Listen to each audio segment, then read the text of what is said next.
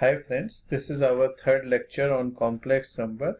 In the first two lectures, we covered the syllabus for NCERT, CBSE, class 11, and those lectures were of very basic levels, but fundamentals are essentials to build upon. So I would suggest that you see those lectures also.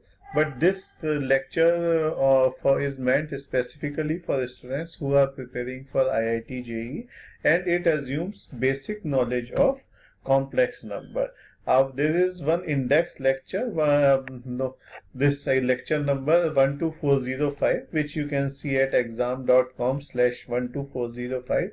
This is index lectures in which we have given the list of lectures and link of lectures, what each lecture is covering, the link to various quizzes for complex numbers, really advanced problems, previous year JEE problems for which have come in IIT JEE in last 40 years. So everything you want to read about complex number from basic to most advanced, including previous year papers for questions from the previous year CBSE board papers to IIT JEE papers, and some really good questions. We have tried to make this index lecture in such a way that all the information a student would ever need to appear in NCERT for in CBSE exam or for preparing for IIT JEE and other competitive examination is available at one place. In this lecture, we will cover some basic concepts. Then we will have a discussion on Euler's form of the complex numbers and which is also known as exponential form. Then we will see some examples of exponential form. We will just touch upon the vectorial representation of complex number here, but and do some questions on that. Then we will discuss one very important topic, that is rotation of a complex number in Argand plane. So if a number z is rotated from z to z dash, and the net angle is alpha, or from z dash to z in this case, or in a general case from z2 to z3 by an angle alpha, what would be the equalities in this case. And then we are discussing De Moivre's theorems, then properties of various arguments, roots of unity. So this is a very important lecture, and then in the end we will be doing large number of examples, very large number of examples. I may cover this the material in this lecture in 2 videos. So please be patient, but the pace of teaching in these lectures will be a little fast, because we will have to cover a lot of topics. I have to explain to you large number of examples. See, for JEE, the technique is to do as many questions as you can, and each question which we have selected for you either explains a concept, clarifies it, or removes any doubts in understanding of a concept, or it will tell you some tricks which can be very useful in the exam for saving time. And we will tell you all the pitfalls, how not to proceed in a question. See, in many books you will find a perfect solution, so you don't learn from perfect solution. Why did we start on that particular line of attack? You cannot, in books I have seen that solution of a problem is given, but they start on, say, from a step 3 or 4 without saying why they have chosen a particular step. How have they come up with an idea like this? Unless in the absence of that, the question is simply providing the solution of the question, but not that question is not going to come again in the JEE examination. 95% of the question in JEE exams are the ones which you have not seen earlier. So the learning one question is not enough. If we can glean away from that question some trick or some concept which we can generalize and apply to other questions, then only we have learned something from that question. Okay, in basic facts, we can say that first fact is that so far we have read these sets, that the natural number set is a subset of whole number set, which is a subset of integers, which is a subset of rational numbers, which is a subset of real numbers. Now we are adding another thing, with that real number set is a subset of complex number. So all real numbers are complex numbers, but not the other way around.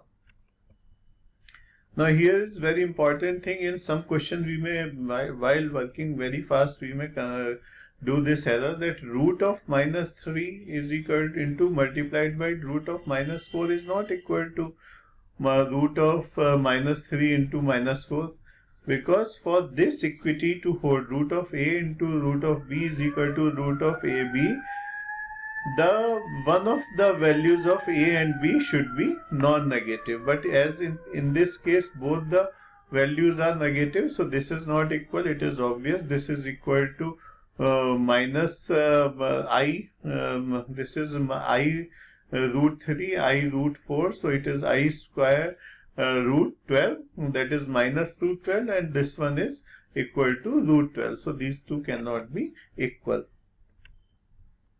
Now we know that if sum of squares of two real number is equal to 0, then it is possible if and only if both of them are individually 0. But is this true in case of complex variable? No, it is strictly not true in case of complex variable.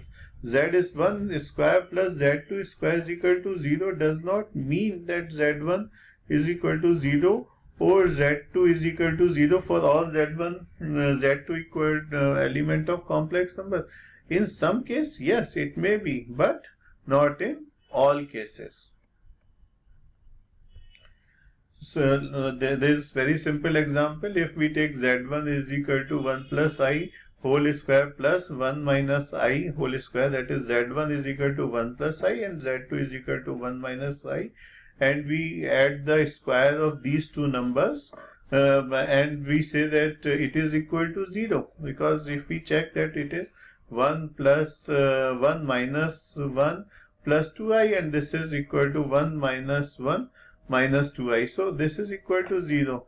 But what can we say that these two numbers are individually 0? No, neither their argument nor their modulus is equal to 0. So let us take a warm-up example on these concepts. Consider the following statement: S1 is equal to this, S2 is equal to this, and we are asked that which is the incorrect one. So let us go let us see all these statements one by one. And now in this case of statement, it is minus 8 is equal to 2i into 4i, to 8 into minus 1, 8i square, that is minus 1. So far it is correct. So, and root of minus 4 into root of minus 16. So we can say it is 2i and it is 4i. So this one is correct. So S1 is correct. Now second is root of 64 is equal to 8. Obviously this one is also correct. Here the point to note is that root of 64 is not equal to plus minus 8. See, there is a difference between the value of root of 64 and value of x satisfying the equation x square is equal to 64. When x square is equal to 64, then x is equal to plus minus 8. But the value of root of 64 always refers to the positive value of the square root and is always equal to 8 and never equal to minus 8. Now in third case, root of minus 4 into minus 16, yes, inside the root we can multiply these two numbers and we know that this is 64, so this one is also correct. Now is this correct? Root of minus 4 into root of minus 16 is equal to root of minus 4 into minus 16. No, this is not correct, because in the first part we saw in this, as per statement 1, this was equal to minus 8 and this is equal to 8. So this is a very nice example to explain this concept so that you never ever forget these things in life and never commit this mistake. For two numbers for root of AB equal root of A into root of B to be equal to root of AB, as we saw in the theory. For this equality to hold, the one of the numbers A or B should be positive. Exponential form of a complex number. We have seen that a complex number Z is represented in the form of x plus iy. Now, and we have seen the polar form of a complex number, that is Z is equal to r cos theta plus I r sin theta. Now we are seeing the exponential form of a complex number. Now this is nothing but the extension of earlier form, that is Z is equal to x is plus iy is equal to r cos theta plus I sin theta. Now here r is the modulus of Z and theta is the argument of the Z. Now this can also be written as r e to the power I theta. Now this is called as Euler's identity, but this is no big discovery. This is just an observation.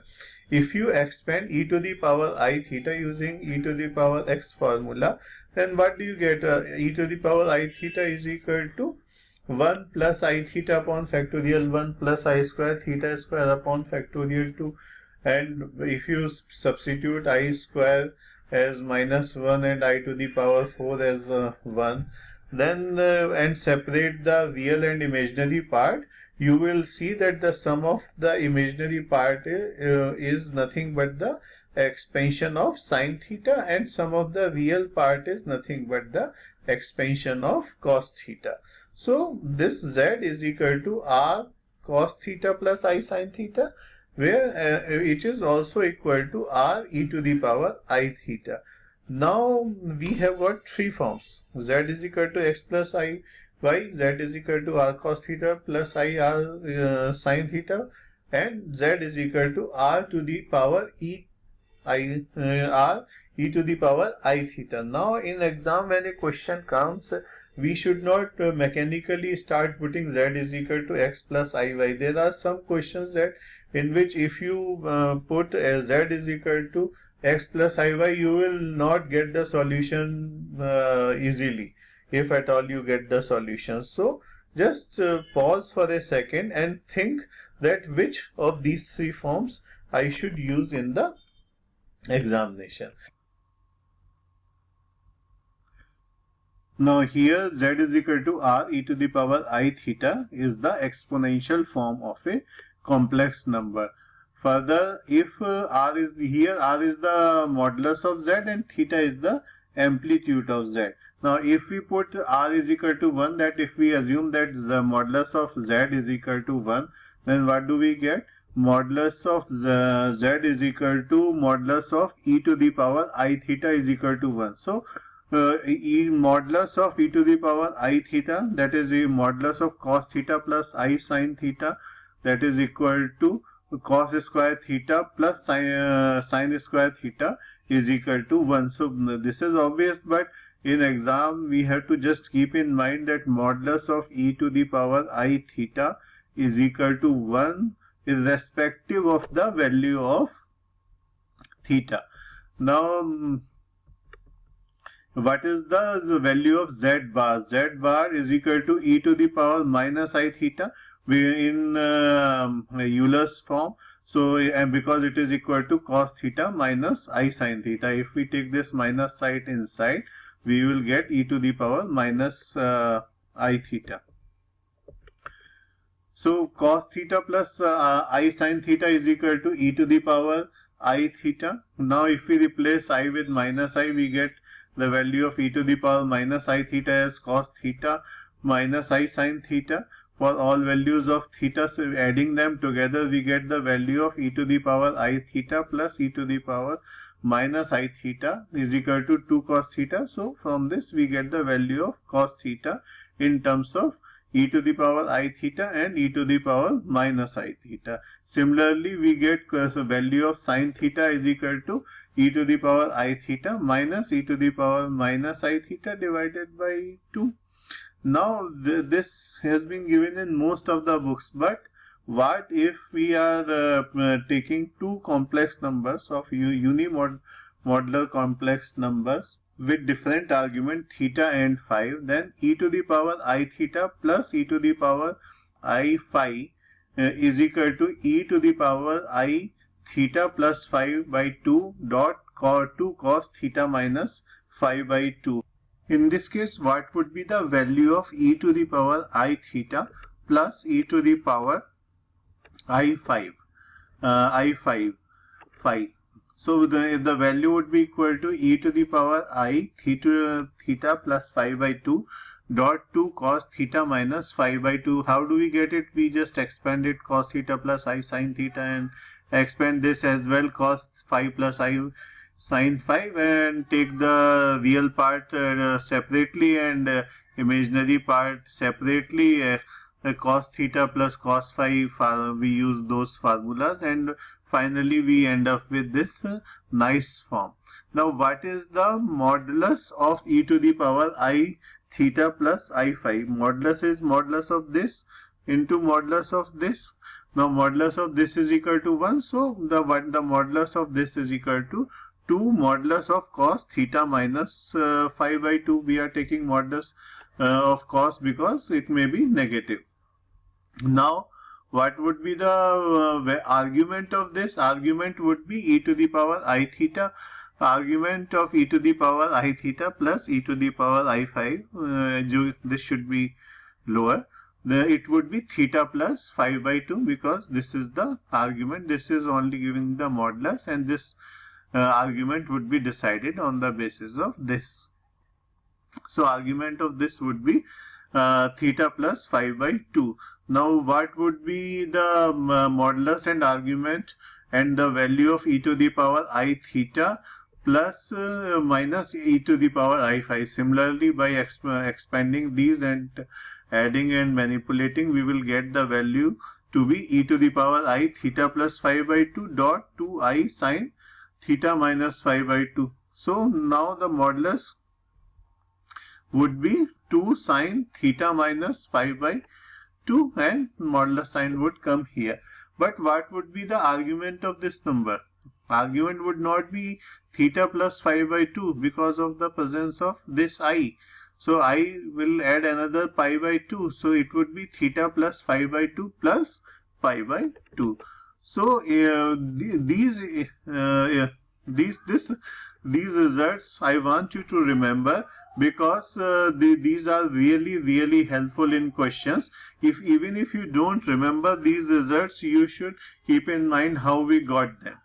Now let us take a beautiful example where we will be using exponential form of complex variable z. Now in this example, we have been asked to find number of solution of the equation z cube plus 3 bar z square divided by modulus of z is equal to 0. No, we are not supposed to find the solutions, just the number of the solution. Now try solving this problem by putting z is equal to x plus iy, or try solving it by putting z is equal to r cos theta plus I sin theta, and you will surrender after 30 minutes or 1 hour. But if you use this exponential form, the answer would be very easy. We'll have to use a trick here and there, but the answer would be very easy. Now let us proceed. Let us assume z is equal to r is e to the power I theta. Now here if we put this value in this equation, we will get r cube e to the power 3 theta plus 3r e to the power minus 2 theta. Now r cannot be 0, so one r gets cancelled out. How did we get this? It is obvious. If we put z is equal to r e to the power I theta here, r cube e to the power 3I theta, it is simply here 3 z bar is e to the power minus I theta. So 3r square, this modulus of z is equal to r, so 3r e to the power I theta, this would be e to the power minus 2I theta, because this z bar is e to the power minus I theta. So we get this simple equation. Next, since r cannot be 0, we are removing it from the equation, and what do we get? R square e to the power I 5 theta is equal to minus 3. So r cannot be negative, so r would have to be root 3 plus value of square root of 3. So r is equal to root 3. So we let us ignore it. And what are the solutions of e to the power I 5 theta is equal to minus 1? Minus 1's modulus is equal to 1. So these would be the for 5 different values of theta. This would be done because these are nothing but the 5 roots of unity. Negative unity, but still the unity. So this equation will have 5 solutions. Okay, another example on exponential form of a complex number. Now in this question, fp alpha has been defined from, and we have to find the value of fn pi when n tends to infinity. This question, by the very look of it, looks difficult where to start. Here this is not comma but dot. This is a typo. But this is not a typo here. I alpha upon p square, 2I alpha upon p square till I alpha upon p. So how many terms we have here? We have p terms, because if it is I p alpha upon p square, then p will cancel out, one p will cancel out, and we will get I alpha upon p. So these are essentially p terms from alpha to p alpha divided by p square. Now what is if we take I alpha upon p square common, what do we get? 1 plus 2 plus dot dot dot up to p, that would be p plus 1 upon 2, and when we divide it by p square, we will get 1 upon p. Now if we put it in this equation, alpha, here we have calculated for the value of alpha. Let us keep alpha here in the calculation for now, because it is not troubling us anymore. We can also write e to the power I pi by 2, 1 plus 1 upon s, n tends to infinity, this becomes 0. This value becomes I is equal to e to the power alpha upon 2.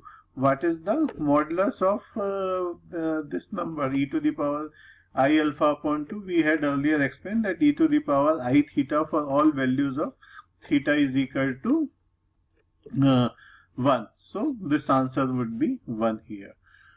So we need not even use this fn. Alpha is 1 for all values of alpha, even though in this question we have been asked to find the value of pi. See, I am giving very short solution. I am not trying to explain each and every step. With that is something we have done when we were giving examples as solution of CBSE problems. But if you are preparing for IIT, you have to understand these things fast. If you are not able to understand these things in the first go, then just think over it. I want you to think and think. There is no need to take notes, as we have mentioned earlier. All this whole lecture is available at Exxamm.com/12389, and if you go to Exxamm.com/12405, then you will get all the lectures and problems, quizzes, everything for complex variable. Okay, let us take another example where we will be using the exponential form of a complex number.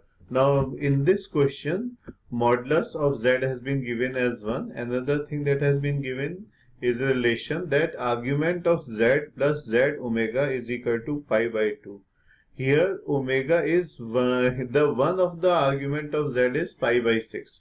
So they have given one solution of z, and they want to find what is the other argument of z. So there will be two arguments. One is given, we have to find the other argument of z. Now here what is omega? Omega is our non-real cube root of unity. What does it mean? That it is one of the two, -1 plus minus I root 3 upon 2. So we cannot just assume omega to be only the positive solution of the cube root of unity minus 1 plus I root 3 upon 2. We cannot assume. Here it is one off. So we have, when we go ahead, we have to take both these solutions in the reckoning. Now, where do we start? Whenever modulus of z is equal to 1 has been given as equal to 1, one way is that, okay, let us assume z is equal to x plus iy, but where does it lead? It simply tells us z is equal to x plus iy, and modulus of z, that is x square plus y square, is equal to 1. And we cannot make much headway. So whenever modulus of z has been given to be equal to 1, that is z is a unimodular in all such cases. This is a trick we have to use consistently, and in 9 out of 10 cases, this is the way we will be attacking the problem, that we will assume z to be equal to e to the power I theta. That is where we will start, because when we say z is equal to e to the power I theta, we have used this condition that modulus of z is equal to 1. Now here z plus argument of z plus z omega has been given to be equal to pi by 2. So let us start with z plus z omega. Z we have assumed to be e to the power I theta 1 plus omega. Now e to the power I theta 1 plus, and in place of omega we don't have to just write plus I root 3 upon 2. We have to take both, because it can be either of the two. Now z is equal to e to the power I theta 1 plus minus root 3 I root 3 upon 2. If we do this calculation, 2 minus 1 here, so we get this. Now what is the value of this in terms of this number, in terms of exponential form? This in exponential form is nothing but e to the power I pi by plus minus I by pi by 3. How do we calculate that? We simply we know that it is unimodular. 1 by 2 square plus root 3 by 2 square is equal to 2. So the other thing is that what is the value of alpha? How do we calculate the argument of a complex number? Argument of a complex, we calculate alpha, which is tan inverse modulus of b upon a. Here b is equal to root 3 by 2 and a is equal to 1 by 2. So we get root 3. So we get tan alpha is equal to pi by 3. So the values we will have, because these are plus minus, so we will have plus minus I pi by 3. So theta plus minus pi by 3 is the value of this. So what is the argument of z plus z omega? Argument of z plus z omega is theta plus minus pi by 3, which has been given to be equal to pi by 2. So we get two values of theta, pi by 6 and 5 pi by 6. So the value other than pi by 6 is 5 pi by 6. The most important thing in this is that if modulus of z is equal to 1, then we have to start with z is equal to e to the power I theta, that is with only one variable. And the second thing is, we have to be a bit careful. Just because omega is given, we cannot take the value to be minus 1 plus I root 3 upon 2, because it is one of the non-real cube root of unity. Which one is it? We don't know as of now. Okay, one more question on the same topic, but slightly more different trick. So here we have to find number of solutions of the equation z cube is equal to z bar I modulus of z, and we have to prove that they are 5. So in this case, how do we start? We start with taking the modulus of both the sides, because we cannot say z is equal to e to the power I theta at this stage unless we know that it is unimodular, and it certainly is not unimodular, because one solution is obviously z is equal to 0. So if we put z is equal to 0, this is satisfied. So if we say z is equal to r e to the power I theta, then what do we get? R cube is equal to r into I. Modulus of I is 1. So modulus of z is r. So r square. So we get r cube minus is equal to r square, which means that r is either 0 or 1. So if we take rather than that, if we just simply take modulus of z cube, we will get modulus of z bar multiplied by modulus of I multiplied by modulus of z. Modulus of z bar is equal to modulus of z. So it is modulus of z cube is equal to modulus of z square, as modulus of I is 1. So what do we conclude from this? That modulus of z is either 1, or we have already seen that modulus of z is 0. So if modulus of z is equal to 0, one solution we get is that z is equal to 0. But what if modulus of z is equal to 1? Now we get a z to be a unimodular, and we can now safely assume z is equal to e to the power I theta. If we assume z to be e to the power I theta, now what does this equation becomes? E to the power 3I theta is equal to I multiplied by e to the power minus I theta, because modulus of z is 1. Z bar is equal to e to the power minus I theta. It goes here. So e to the power 4I theta is equal to I. I is nothing but e to the power I pi by 2. So what do we get? 4 theta is equal to 2n plus 1 I multiplied by pi by 2, where what is the value of n? N would be 0, 1, 2, 3, because after 3, if we take another value of 4 and divide it by finally 4, so we will get repetition. So here, because it is 4 theta, so we are taking values of n up to 3. So here pi by 2, and this is 2 pi plus pi by 2. This is 4 pi plus pi by 2, and this is uh, 6 pi plus pi by 2. Why we have gone only up to n is equal to 3, and y up to 3 only, y up to 3 is because here we have 4. So if we divide this thing by 4, we will get the values within the required range. So what are the values of theta? Theta is pi by 8, 5 pi by 8, 9 pi by 8, and 13 pi by 8. So these are the solutions. 13 pi by 8 is pi plus 5 pi by 8. So all these values are less than 2 pi.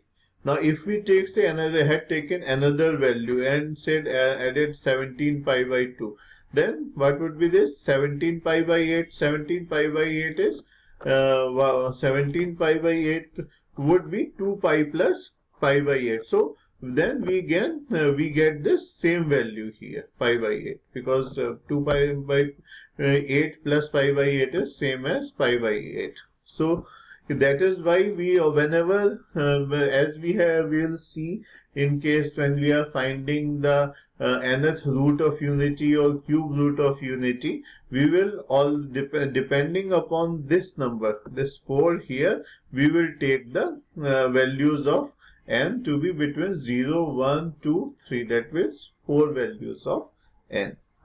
Our next topic is vectorial representation of a complex number. Now our next topic is vectorial representation of a complex number. So earlier what we have done polar representation of a complex number. Now we are coming to vectorial representation of a complex number. What do we mean by representation of a complex number? That a way by which complex number is uniquely presented on Argand plane. So if z is equal to x plus, here the point is z is equal to x plus I by 1 way was, that we say okay, it is r theta. Now in case of vectorial representation, it has been found that we can also say and I would go in detail and its uses later on, but as of now I am just mentioning what is the vectorial representation of a point P, that is Z, is equal to x plus iy in terms of vector. So vectorial representation is nothing but vector OP, where O is the origin and P is the point which we have to represent on Argand plane. So here vector OP is equal to Z and modulus of OP is equal to modulus of Z. This is the vectorial representation of a complex number. Its usage and other things I will go later in detail. Now we will take some basic properties of argument of complex numbers, and these properties are going to be very useful. If we don't use these properties, the questions in JEE can be so complicated that we will not be able to solve them. It is by using some of these properties in 1 or 2 questions of JEE, we will be finding that we can crack these problems very easily. Now first property is argument of Z1, Z2 is equal to argument of Z1 plus argument of Z2 k pi, where k is element of I. So as of now, I'm just adding 2k pi. I will tell its significance and why we have added later on. Just first let me complete the properties and what should be the value of k here. Okay. Now second property, then if we generalize it, we can say that argument of Z1, Z2, Z3, Zn, and these are not commas but multiplication. So argument of these is nothing but argument of Z1 plus argument of Z2 up to argument of Zn plus 2k pi. And again just reminding you that these are not commas but dots. So these are Z1 dot Z2 dot Z3 and so on. Now what about the division? Argument of Z1 upon Z2 follows the similar rule, and we can say that it is equal to argument of Z1 minus argument of Z2 plus 2k pi and argument of there cannot be any general case in here. So we say that now I define that what is the value of k. K we have added 2k pi to ensure that this right hand side remains between minus pi to pi. Here this pi is to be excluded and here it should be the bigger bracket, so that this pi is included. Now thus suppose we get the answer to be equal to 4 pi by 3, then we have to subtract it by minus 2 pi so that we get the right value, and which is within this range, because we know that argument of a complex number has to be between minus pi to pi. Time for an example on properties of argument of the complex number. Now this is a beautiful problem. 1 plus I to the power 5 multiplied by this number, this complex number square, divided by minus 2i multiplied by minus root 3 plus I, and we have to find the principal argument of this complex number. Now it is a very simple question. We just multiply it by root 2 and divide it by root 2, and here we get root to the power 5 and divide by 1 by divide by root 2. So 1 by root 2 plus I root 2 by 5. Similarly we divide it by 2 here, so we get this particular number, and 2 we divide this number also by 2, so we multiply it by 2 and we get this number. Now what is this? This is what is the argument of this number? So what is the argument of this number is pi by 4. This is cos pi by 4 plus I sin pi by 4 when we do its take its fifth power, we get cos pi by 4 plus I sin pi by 4, so it is 5 pi by 4.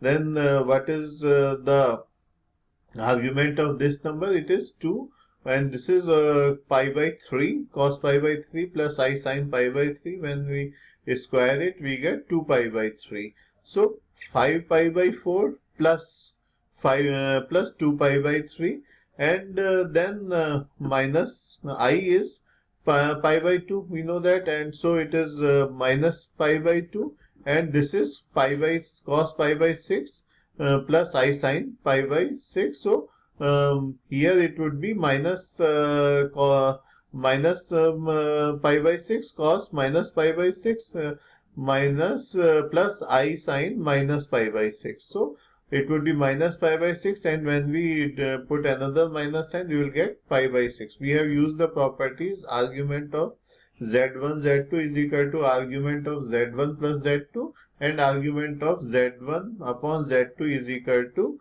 argument of z1 minus argument of z2. Here another thing to remember is that that is something which we should just simply write whenever we see I, that the argument of I is pi by 2. And these formations we should remember: 1 by 2 plus I root 3 upon 2, root 3 upon 2 minus 1 by 2, that we have to multiply it by 2 and divide it by 2. But is there another very simple method to come up with the answer?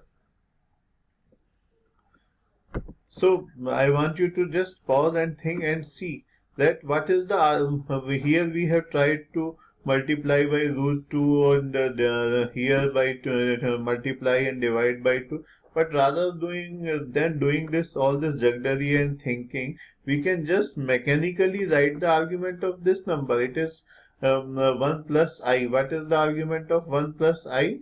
As we have calculated earlier, that for this this is the 1 plus I represents 0.11, which is in the first quadrant. So the value of theta, that is argument, would be equal to alpha, where alpha is tan inverse b upon a, that is 1 upon 1. For this, to understand this thing, you have to see lecture number 12384, that is Exxamm.com/12384, where you will understand how we calculate the principal argument of a complex number. So this is 1 plus root 3, so tan inverse root 3, that is pi by 3. So this is again in the first quadrant. I, it is pi by 2, we already know. So this is minus minus root 3 and 1, so it is 1, the tan alpha would be tan inverse minus 1 by root 3, that would be minus pi by 6. So if just by looking at these numbers from here, we can just write the answer directly here, that okay, this is 5, this argument is pi by 4, so 5 pi by 4, this argument is pi by 3, so 2 pi by 3 minus pi by 2 minus pi by 6. So we get the argument as 19 pi by 12. But is this the final answer? This is not the principal argument. What is the principal argument? Principal argument would be minus pi by 2, because we have to if we remember that whenever we were doing in the properties, we had said that we have to add 2k pi, and k has to be selected in such a way that our answer comes here. So we subtract minus 2 pi, we select k to be minus 1. So the argument would be 19 pi by 12 minus 2 pi, that is minus pi by 12. See, these are not very simple, straightforward questions. So I cannot explain them in more simpler terms. So anyway, we make lectures of 1 hour plus, because we are trying to do so many problems. So if you are stuck somewhere, then just pause the video. This lecture, your notes are all available here at Exxamm.com/12389. So you can go here, think over it, and then you would appreciate the solutions. I am just missing the steps. I am not explaining each and every step, because that is not something which should be required for a student preparing for JEE. And with this, I conclude this video, not this lecture. In this lecture, Exxamm.com/12389, which is part 1 of the advanced discussion on complex numbers for the IIT JEE. We will be making another video for this lecture, in which we will be explaining you the concept of rotation of a complex number in Argand plane and other important topics. Then there is another part 2 of the lecture, so there will be 2-3 more videos. Then we will be making another few videos where I would try to explain the concepts and show you some tricks to solve complex variable problems for IIT JEE. So we are making a sincere effort so that you should have all the information needed to solve any intricate problem of complex variables. After we have shown you all these videos and given all this, you can go to our index lecture, that is Exxamm.com/12405 for complex number, where we have put all these videos, all the lecture notes, everything in one place. Thank you.